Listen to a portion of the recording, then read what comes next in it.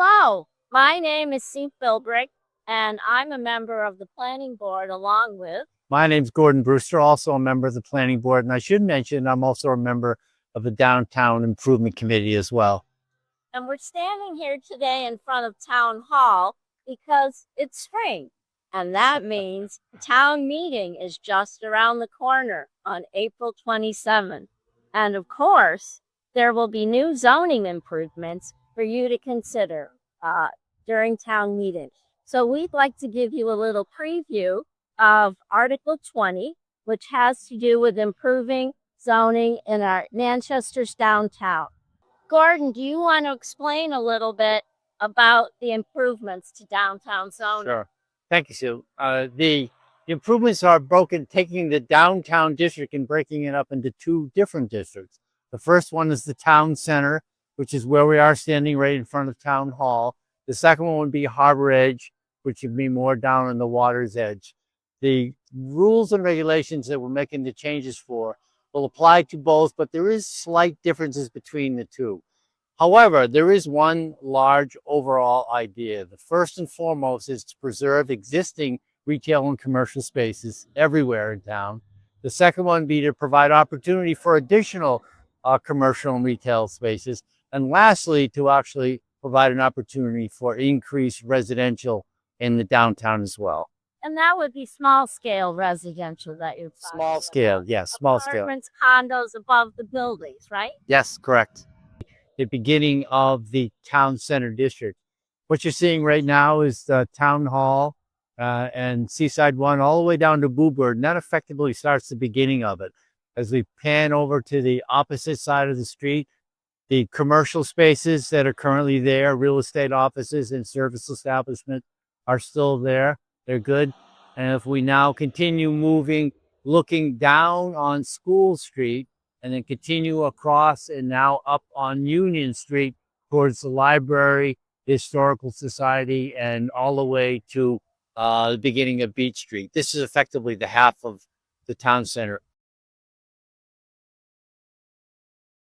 So why do we need to create these two new zoning districts for downtown? We just described the parameters of the town center district. But why do we need these? Why do we have to change zoning? And the answer is because our current zoning that spans downtown just doesn't work.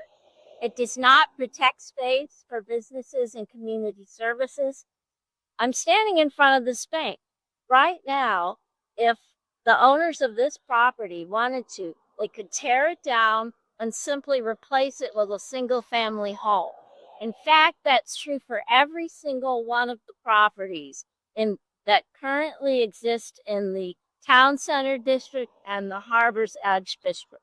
Every one of these buildings, if the property owners wanted to, it could tear down and replace with a single family home under our current zoning in the G District or the A District. So we're still standing in the new Town Center District, and we can hear the train going by in the background. So how will the new zoning rules, the improvements, make a difference in this part of town? Well, first of all, as Gordon mentioned, commercial and community spaces will be preserved on the first floor by right. Apartments or condos will be able to be included above the first floor by right, up to 4 units if the building is large enough. In zoning speak, this combination of residential above business is called mixed use. And that's what you'll see in the tables that you'll be voting on. The new rules, conversion to single family homes in this area of town will not be allowed. In addition, there will be design review guidelines so that, for example, although the plans for the replacement of cargo, they look beautiful, if the property owner had chosen to go a different route and plans were out of step with the rest of downtown, there's nothing we could do about that in current zoning. That's an improvement we want to make. Have design review for all properties that are not currently in the historic district.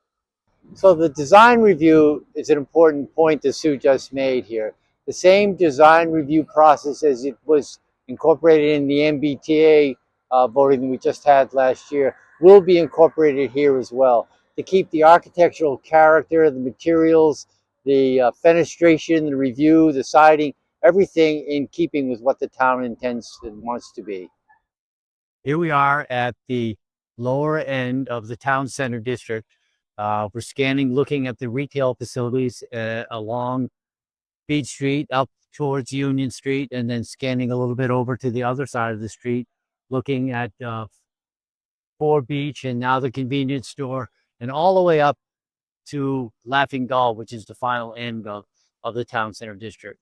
A few key points about this particular district here. The retail facilities that exist right now will now have the opportunity by right to add residential units on top of their existing buildings, as will the development on the other side. Any development there will also include commercial as well as residential on the back side of the first floor and the upper levels. So I'm standing in front of Crosby's right now.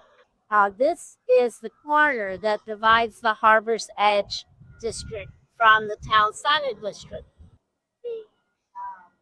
The train station, the bank, up to the highway, and it crosses the street to the small plaza that contains an additional retail.